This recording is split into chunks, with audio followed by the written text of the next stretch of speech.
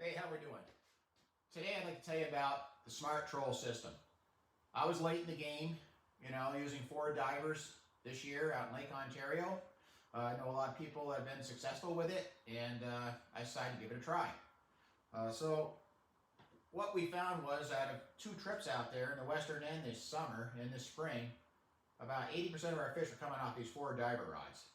And I'd like to tell you about how this is going to improve, running those 4 diver rods, knowing where they're running, and that's the Smart Troll system.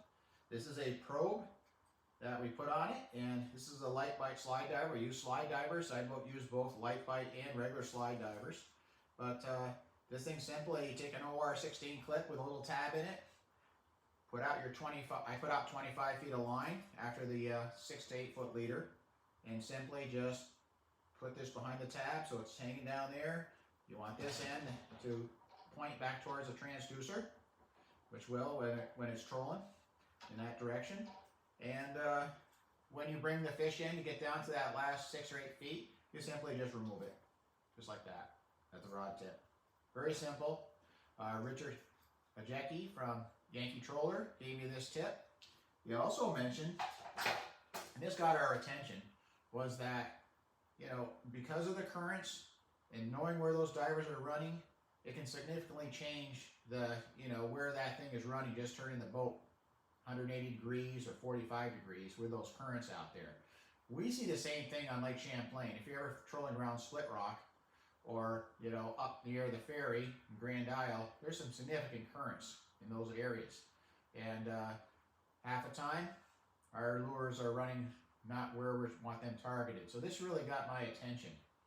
And Smart Troll system, you know where everything is in real time on those divers.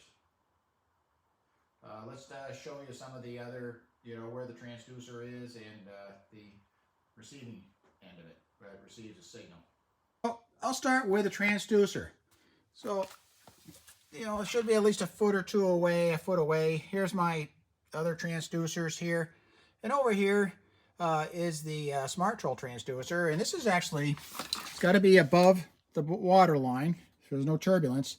And, 45 degrees because it's looking back at, your probes in the water on the divers. So that's the transducer. Next, we'll look at the receiver. See, this is the back of the boat where I mounted the receiver. So here's the receiver.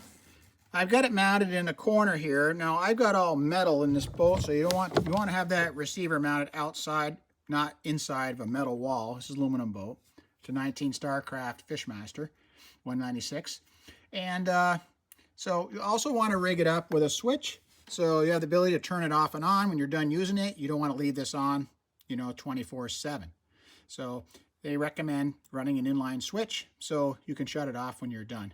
So basically that's the receiver, and the transducer comes in through the back and connects into it, and the power line as well. And this will actually submit Bluetooth signals to your Android phone or Android tablet.